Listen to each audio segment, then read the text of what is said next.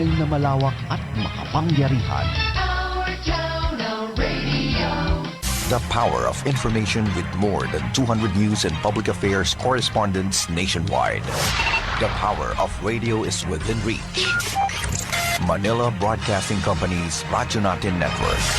Radyo Natin reinforces its unwavering commitment as a catalyst for equal opportunity and the right to be equally informed and heard, specifically for the marginalized sectors of Philippine society. After all, Radyo Natin, as the name literally implies, our own radio.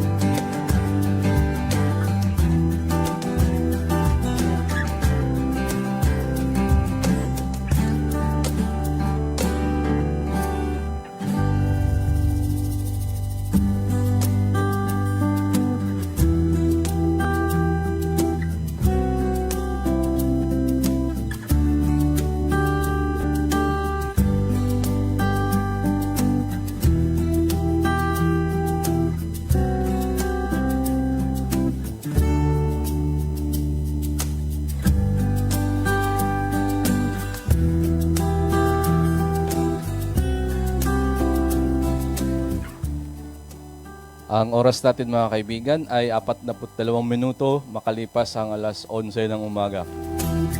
At kayo nakikinig pa rin dito sa radyo natin FM 95.9 FM Cotabato City. Maligaya, binabati po natin kayo dito sa ikalawang segment po ng ating advocacy broadcast ng Access Project. Ang Access Project po, advocacy broadcast po ng Access Project, ihatid po sa inyo ng European Union Humanitarian Aid. Kasama pa rin natin si Ma'am Alyssa Hajinor, ang EIA Education in Emergencies Officer po ng Save the Children. Ma'am Lai, remind nga natin yung ating nakapakinig, ano nga ang ibig sabihin ng access na salita? Access. Sobrang haba. For sure, hindi nila ma-memorize, no? Even ako, hindi ko memorize. Pero ang access po ay assisting most vulnerable communities and schools affected by complex emergencies, Access, quality, and timely humanitarian and disaster preparedness services. So yan Diba? po mga kaibigan, ang ibig sabihin po no, ng kabuang access. So I understand marami po sa inyo na siguro doon sa mga communities, sa iba't ibang panig po ng bansa, no? Dahil hindi lang po tayo dito sa BARM nag-ooperate, nagkakaroon din tayo ng mga emergency response actions o humanitarian actions po sa iba't ibang panig po. No? Nakaraan, nag-response po tayo doon sa earthquake, no? Sa lindol po doon sa Davao Oriental. Nagkaroon din tayo ng pagtulong doon sa mga Cebu. Kababayan natin sa Cebu, sa Negros, doon sa Catanduanes, sa Calayan, no? Southern Leyte. So marami pong mga areas po ang narating ng Access Project, no. So kahit saan po kayo kahit saan po na mga nakakarating ang access, pero gusto po nating maintindihan na ito po ang Access Project ay isa po siyang consortium at saka multisectoral po na proyekto. Meron tayong 14 na organization Tama na po yun. kapabilang doon sa consortium. Kapag sinabi po nating tawag dito consortium, ito po ay ang ibig sabihin ay marami pong mga organizations po ang i-implement po ng Access Project, mga kaibigan. Kaya wag po kayo magtaka doon kapag kayo po ay napuntahan ng mga kinatawan po ng Access Project, magsasabi sila na iba-iba yung mga organizations po na kanilang pinanggalingan. So, maalala ba natin, Ma'am Lai, kung ano-ano yung mga organizations na pinanggalingan na members po ng Access Consortium? Of course, meron tayong Action Against Hunger, meron din tayong Accord, CARE, meron din tayong COM, meron tayong, ano yung ibig sabihin ng COM, sir? Community Organizers Multiversity. Ayun. Tapos meron tayong HI or Humanity and Inclusion, meron din tayong Save the Children, Plan International, meron din tayong Unipad, Kadtabanga, PDRRN, Oxfam, MOSEP, meron din tayong Yan, si Integrated Mindanao Association for IMAN. Natives, IMAN. And then, Okay. meron pa tayong Ito? yan. Yan yung MOSEP yata. Unifil. Kalimutan natin Unifil si Unifil. Women. Pasensya na, Unifil Women. Yes. Unifil Women. Yan. Okay. So, kompleto na, no, yung ating 14 organization. 14 organizations po tayo, mga kaibigan. No? So, So, yun. Yan po ang mga iba't ibang mga organizations natin. Pag sinabi naman natin multisectoral, ano bang ibig sabihin? ito ay marami tayong sektor na ginagalawan, hindi lang isa, kundi marami tayo. Meron tayong 6 na Actually, higit pa sa 6. higit pa sa 6, pero ang ang marami tayong highlight or parati nating ginagamit na sector or natutulungan natin is yung mga FSL, which is Food Security Livelihood. Meron din tayong shelter, meron din tayong wash or water, sanitation and hygiene. Meron din tayong health, and then meron din tayong protection and EIE. So, meron pa, marami pa tayong sector. Pero lahat 'yon, ang ibang mga sector kasi na medyo parang consortium level siya. Yes. Yun, so parang nandun sa coordination, no. So, yun mga kaibigan, no, pag sinabi po nating FSL, kaya po magtaka tayo Mula nung nagkaroon tayo ng first broadcast po natin noong November, so iba-iba na po yung mga topics na na-cover natin. So ito po, lahat ng itong ating pag-broadcast ngayon ay kabahagi po siya ng protection na sector, no? Protection component po ng buong Access Project.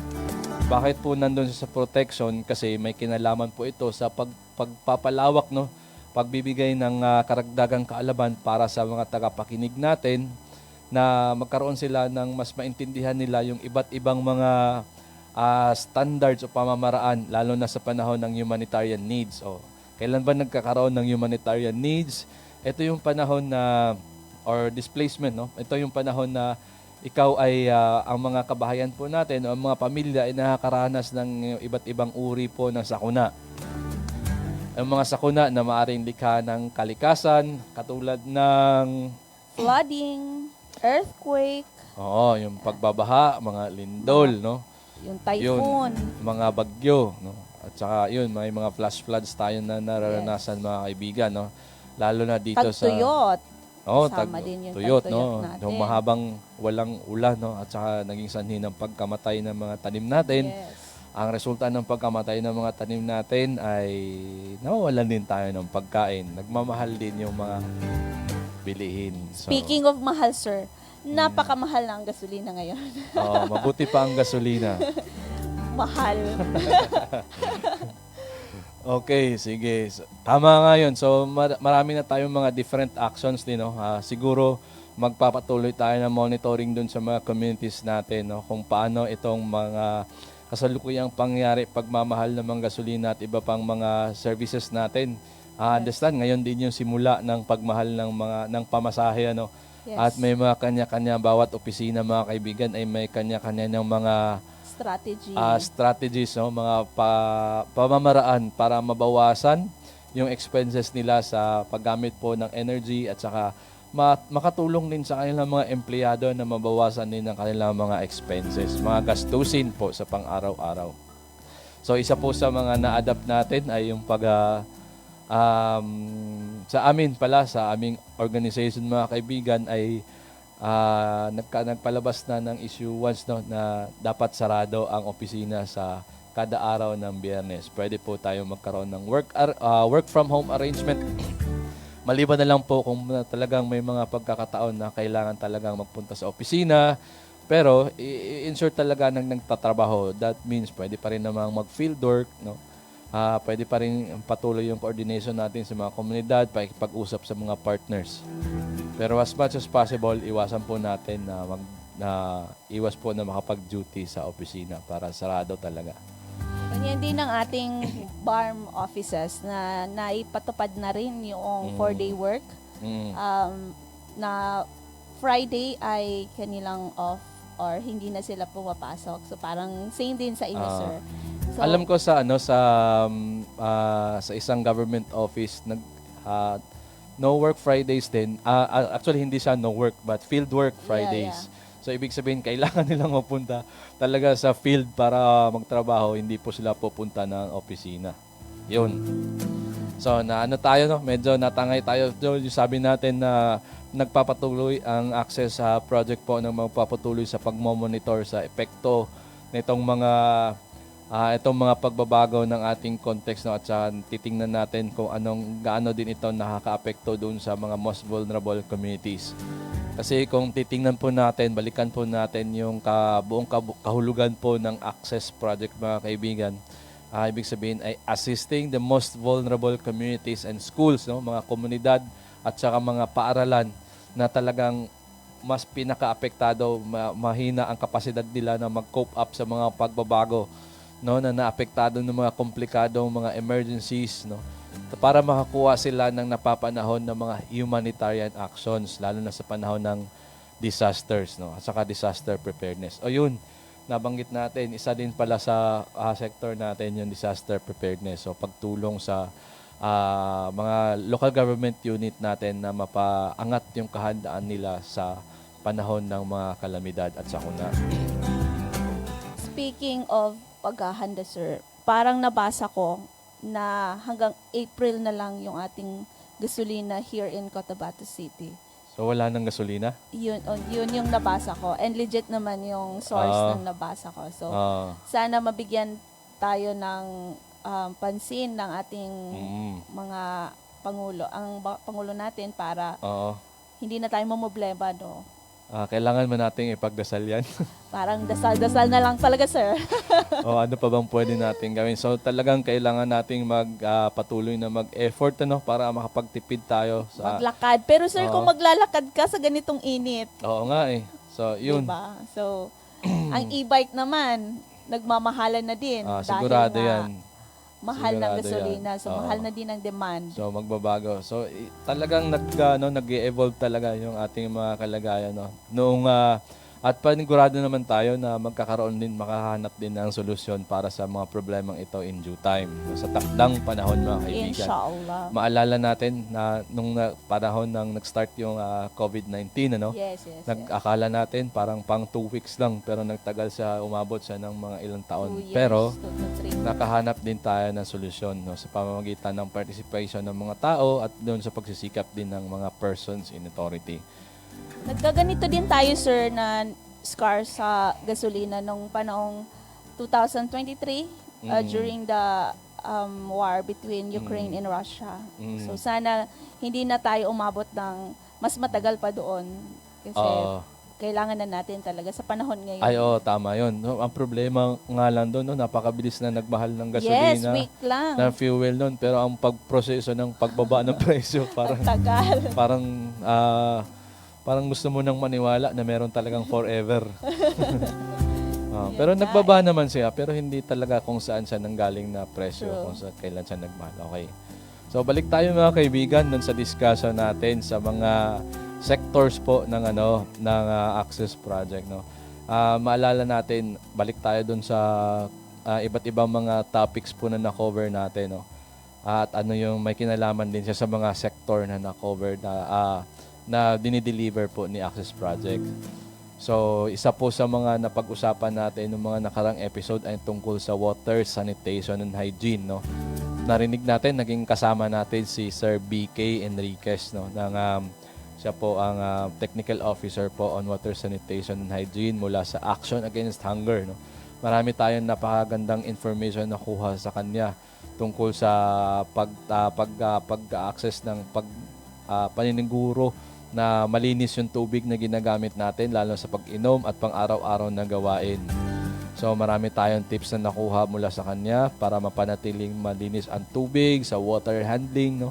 Paano panatiling malinis yung mga lagayan natin, at para magkaroon ng malinis, gumamit ng iba't ibang mapamaraan katulad ng pag-boil, pagpapakulo, no? Paggamit ng mga tableta na nabibili, no, para ma-disinfect yung water natin, no. So yun, lalo na mahalagang payo yan para doon sa mga affected, no, sa mga communities ng disasters.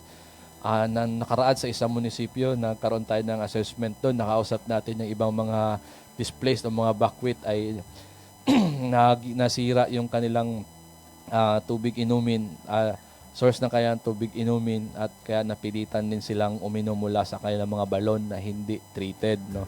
Napakadelikado, mga kaibigan, bagamat hindi natin maramdaman agad yung resulta nun, pero di kalaunan ay talagang magre-resulta yon sa pananakit ng tiyan, no. Sinasabi nating gastritis, no. So at saka nahirapan din silang bumili ng mga bottled water o mineral o purified water dahil nga hindi accessible yung daan na madalas silang dinadaanan dati, kasi nga yung problema sa kanila ay nagkaroon ng parang armed encounters doon sa kanilang mga areas.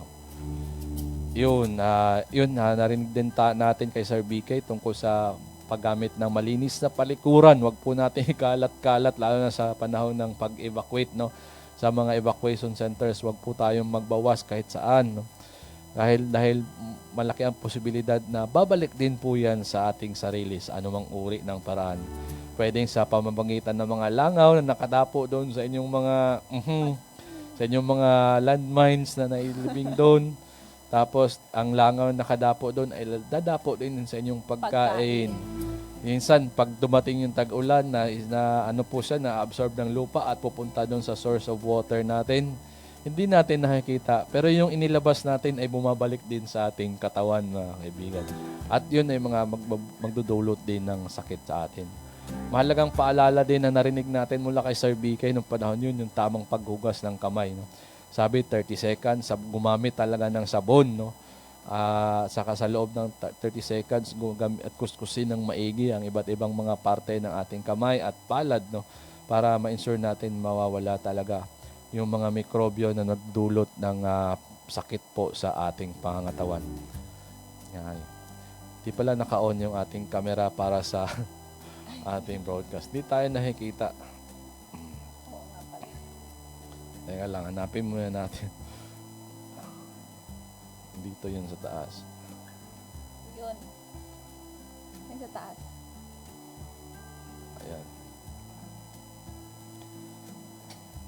Yun, para makita naman tayo ng ating mga watchers sa live stream po ng radyo natin FM. So, paalala din sa ating mga viewers natin sa live stream ng radyo natin FM na pwede po kayong maglagay na inyong mga komentaryo dyan sa ating comment box o sa ating chat box para ma-recognize po natin yung ating mga kasamahan. So, binabati natin si Ma'am Lorette Carnable na nagsasabing nagpaparegals sa mga kasamahan niya na magaling daw. Sino ba itong dinutukoy na ikaw yata to kasi kayo lang magkakasama sa trabaho. Tayo to, sir. Tayo to. Yun.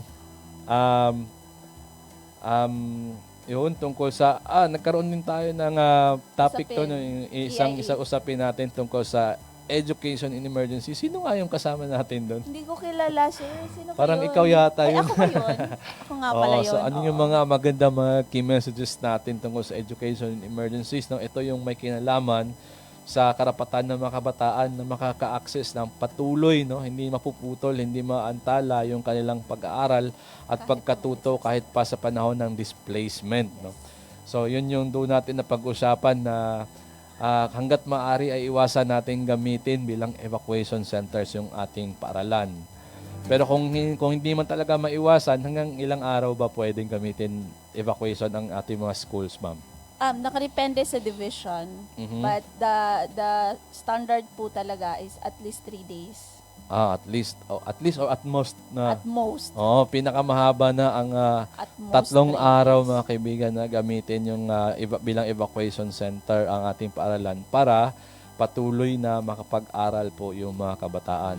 Pero in realidad, sir, Oo nga eh. umaabot ng weeks. Ano ba yung mga niyan? Ano ba mga alternatives na ginagawa natin bilang humanitarian organizations para makatulong na hindi maantala yung pag-aaral, lalo na magpatuloy yung pag-aaral ng mga kabataan, lalo na kapag nag-i-extend yung paggamit ng mga classrooms bilang evacuation areas? Yes, doon pumapasok yung ating mga alternative delivery modes o yung pa-module ng mga teacher, pwede tayong sumuporta doon. And at the same time, doon din pumapasok yung tinatawag nating temporary learning shelter or space, yung nagbibigay tayo ng mala tent na kung saan doon pwede magpatuloy na magpatuloy yung pag-aaral ng mga bata. So, pwedeng salitan, nakadepende sa teacher kung paano yung scheduling ng mga bata. No? For example, itong umaga ay grade 1 to grade 3 dahil malakihan naman din yung ating binibigay.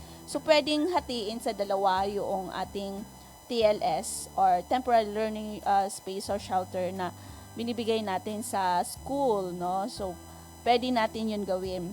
And at the same time, meron ding memorandum ang mga school divisions na pag naputo lang or may disaster or may displacement or ginawang evacuation center yung school, ay kinakailangan maghanap ng alternatibo yung teacher or tinatawag nilang mga pa-module. Kumbaga, noong time na COVID, di ba? Na usong-uso yung module or modular na ginagamit ng mga bata. So, pwede natin gamitin ulit yon as a mode of pagtuturo ng mga teacher. So, bibigyan nila ng mga pa-module yung estudyante at may mga certain days kung kailan nila kukunin yung mga parang modules ng mga bata. No? Pwede din yon na maging alternative. Or meron ding ginagawa si Save the Children, na kung saan ay tinatawag nating catch-up club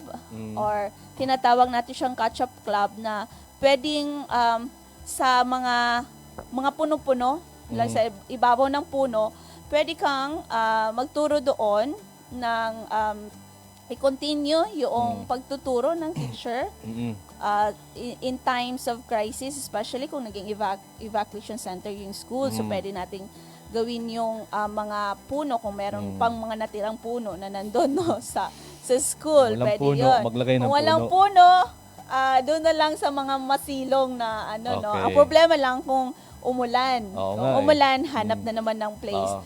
Pero ang aim talaga ng education in emergencies ay dapat hindi maputol yung pag-aaral ng bata in times of crisis. Kahit na meron tayong kinakaharap na mga disasters, natural man yan or man-made, ay still yung pag-aaral ng bata ay hindi ma-disrupt. And yun yung parati natin sinasabi na yung school ay hindi lang pang-evacuation center pag may disaster, no, or pag may emergency or pag may crisis. Tama nga.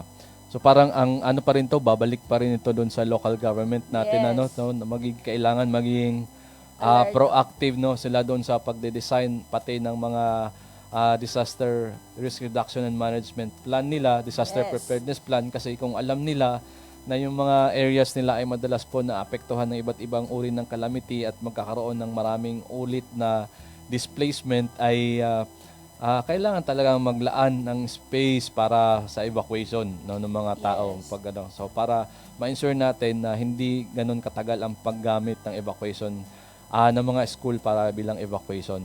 At saka narinig ko rin na kailangan yung parang creativity talaga ng mga teachers, no, na yung commitment din nila na patuloy na magturo para hindi talaga maantala yung pagkatuto ng mga kabataan. Kaya malaking importante din sa trabaho natin na ngayon, tinitignan din natin yung school DRR plan ng mga schools, kung paano nga ba nila hinahanda ang kanilang school, at the same time yung mga teachers or personnel during in times of crisis or in times of emergency. So tinitignan din natin, at kung tinutulungan din natin sila kung paano ma-enhance yung kanilang school DRR plan para nang sa ganun ay kung merong disaster na mangyari ay handa sila. Handa yung school at yung mga teacher, mga personnel na kahit may disaster, hindi mapuputol yung pag-aaral ng mga bata. Tama.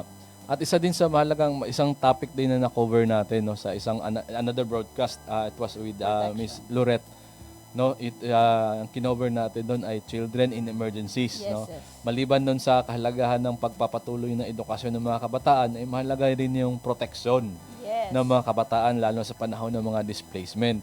Pag sinabi nating protection, children protection in emergencies, ano bang mga ano bang mga considerations na maalala mo na kabahagi ng children in emergencies?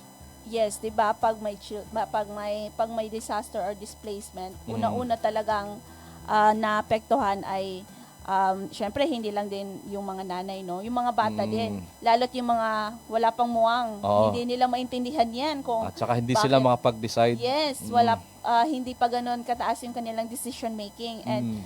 yung iba naglalaro na lang kahit nasa evacuation center, naglalaro lang kasi nga hindi pa ganoon kalawak yung kanilang kaalaman sa tinatawag na displacement or mga emergencies, no. Doon Oo. pumapasok yung ating proyekto ng protection, which is pwede natin silang mabigyan ng protection kasi may mga bata din na mataas na yung yung kanilang knowledge when it comes sa emergency. So may mga bata na yung term na trauma or meron Oo. silang may na-stress sila dahil sa mga natakot, nangyari, natakot, or nalungkot dahil or pangit na yung kanilang tinitirhan. yes, in some cases may namatayan dahil nagkaroon ng flash flood, tapos namatayan ng isang family member. So meron ng takot, no, kahit na umuulan lang may takot na. So doon tayo nag-i-intervene na tinutulungan natin sila na at least maibsan yung kanilang mga takot in PFA,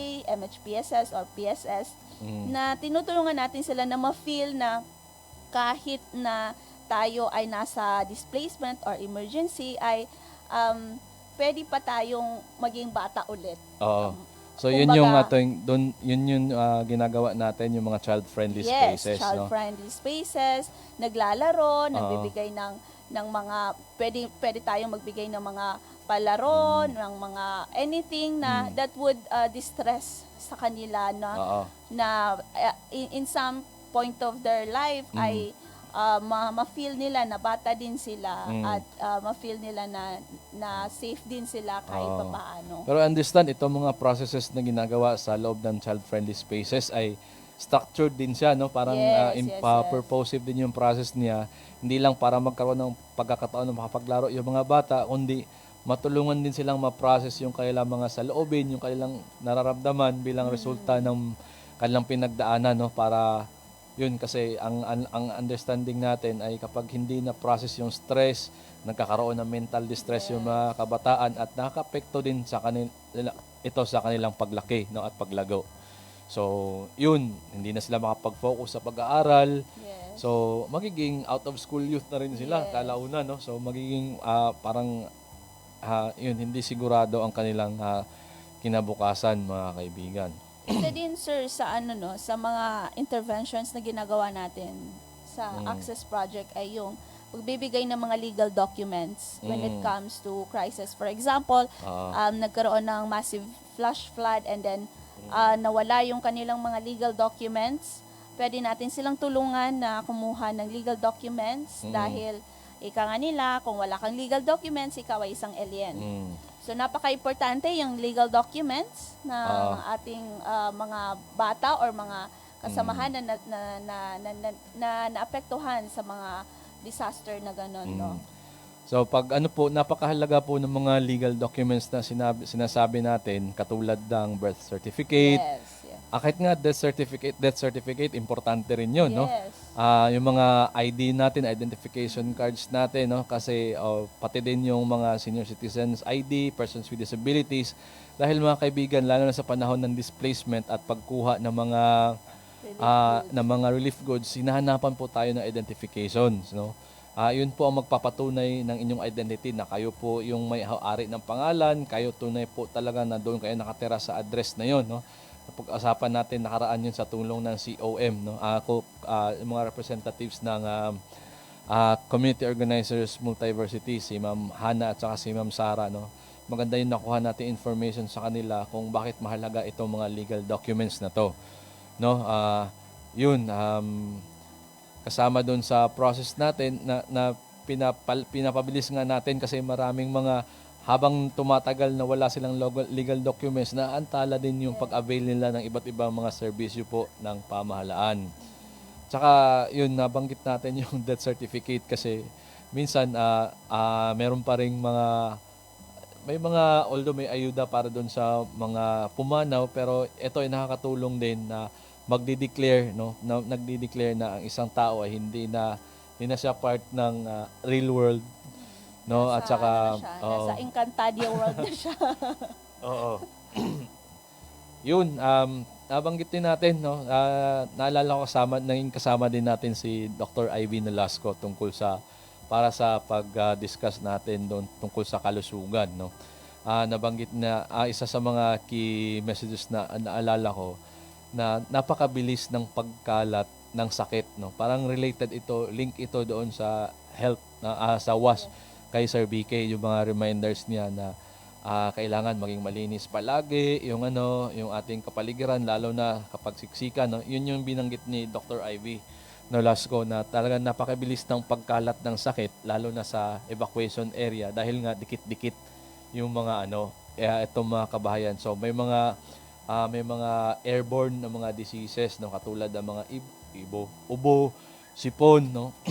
Yan, madalas na nakukuha natin sa hangin, no. Pero yung mga sakit na yan, nagmula din doon sa mga mikrobyo, napakalat-kalat dahil hindi tayo naging malinis doon sa ating kapaligiran.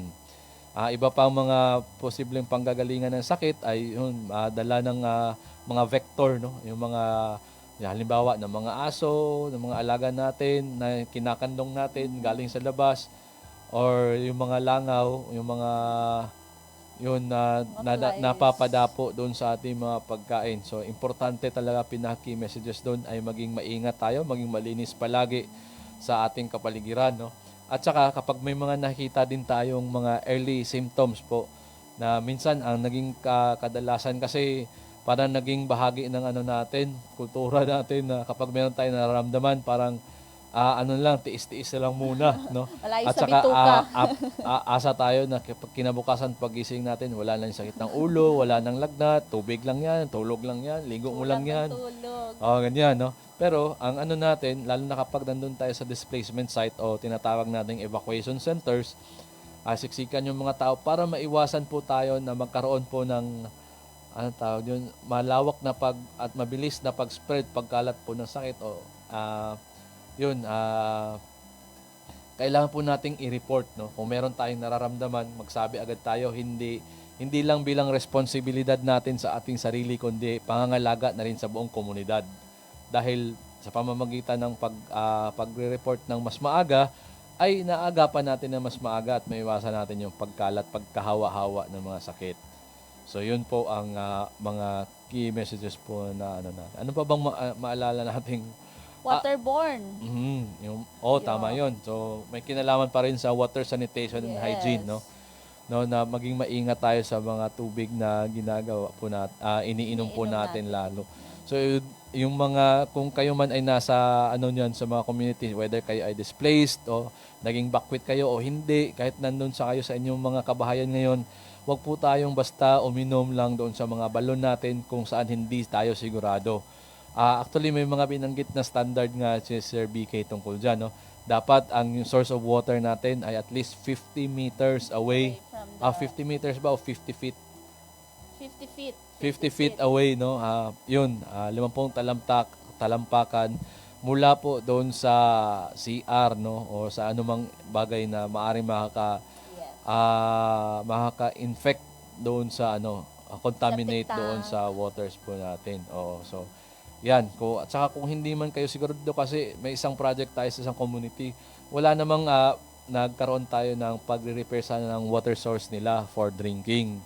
Pero nung pinatest natin, wala namang, kaya nag-agree tayo na ayusin yung kanilang water source for drinking kasi nakikita namin wala namang ibang mga posibilidad na ma-infect yung ma-contaminate yung source of water nila kasi wala namang parang CR doon sa paligid. Pero nagkaroon ng testing, nakita na may mga may infected pa rin siya ng coliform. So ibig sabihin, may nakalusot na mga germs no mula sa tae, mga kaibigan, yung tubig na yun kaya hindi po pinagpatuloy. So wag po tayong pakakasiguro lalo na kapag underground water. So para sa kaligtasan po natin at saka ng buong pamilya, gawin po nating practice na i-disinfect po natin yung tubig po na iniinom po. Especially when it is raining season, talagang nagiging malapot yung lupa. And then, kung ang ating sources ay nasa ilalim ng lupa, so kailangan talaga nating double sanitation and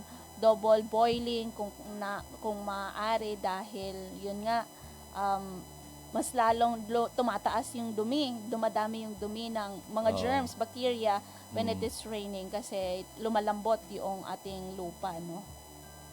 Yun, tama yun. So yun mga kaibigan, no, just to ang itong discussion natin dito ay para lang makatulong sa atin, maintindihan natin, no, na makapagbalik tanaw tayo at maintindihan din natin na Access Project bilang isang multisectoral po na project, no, na marami po siyang mga kino-cover na mga usapin, no. Kaya dito sa ating broadcast ay marami tayong mga naging guest na sinisikap natin na makasama natin yung ibang mga consortium members po natin, no. So pasalamat tayo doon sa mga nauna na mga consortium members na naging kasama natin dito sa ating pag-broadcast at sige patuloy tayong nag-aanyaya sa iba pa mga consortium members na patuloy po na mag-deliver po ng kailang mga key messages po para maintindihan po ng ating mga tagapakinig, no. Yun. At dyan siguro hanggang dito lang muna tayo mga kaibigan. No? Dito nagtatapos yung ating discussion ngayong araw po ng Huwebes. No? Maraming salamat po sa inyong pagsama sa amin. Umaasa tayo na sasamahan niyo ulit kami sa susunod na linggo po dito pa rin sa ating advocacy broadcast ng Access Project na pinamagatang ligtas at makataong pagtugon sa panahon ng sakuna at pangangailangan. Yes. Maraming salamat sa panonood, sa time ninyo sa amin, no? And happy advance happy Eid al-Fitr sa ating mga kapatid na Muslim. Dahil Muslim din po ako. Magtatapos na siguro yung ating ere Oo. dahil baka gutom na si Sir. Kaya pa naman. Pero hanggang dito lang po talaga ang ano natin, ang allowed na broadcast natin time. So, maraming salamat po sa ating lahat. Kita-kita po tayo sa susunod linggo. Sa susunod na linggo, ako po si James Baay. And Eliza Hajinor. Mag-ingat po kayo palagi at maraming salamat. Shukran.